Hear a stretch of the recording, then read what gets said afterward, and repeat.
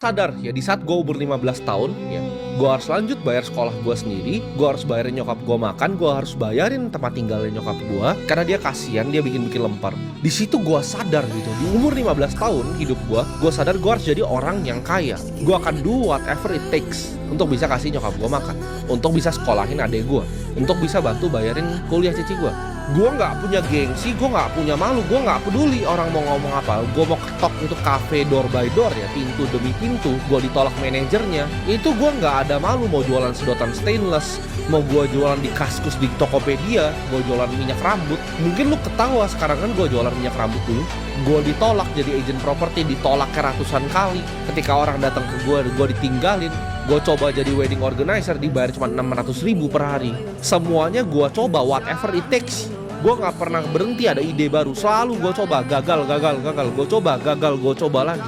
Gue itu ketika miskin ya, ketika gue gak punya duit dan gue lihat nyokap gue sulit, itu gue gak bisa tidur malam-malam. Gue gak paham lu orang miskin yang bisa tidur dengan tenang. Gue bisa lihat tuh orang di gubuk gitu kan tidur tenang, goblok orang itu.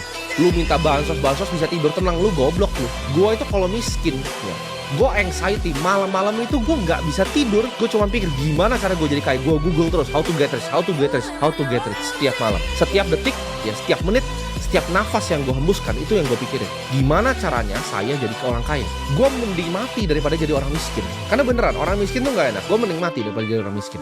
Gue bingung kenapa ada orang bisa naik mobil mewah sedangkan gue itu naik motor. Ketika gue udah jadi wedding organizer, gue bingung kok orang bisa makan itu lobster itu, orang bisa makan steaknya semahal itu di hotel. Sedangkan gue di sini ya, dari pagi sampai malam itu dapat 600.000 sampai 700.000 kalau dapat tip. 600 sampai 700.000. Sedangkan ada yang makan ya, itu satu dagingnya 1,2 juta. Itu 2 kali dari pendapatan gue dalam sehari. Dan gue nggak dapat job setiap hari karena itu freelance. Jadi mungkin dipanggil cuma hari Sabtu, cuma hari Minggu. Lu bisa bayangin nggak? Ada yang makan ya 2 kali pendapatan gue dalam sehari. Jadi 2 hari gue kerja dari jam 5 pagi itu prosesnya sampai malam.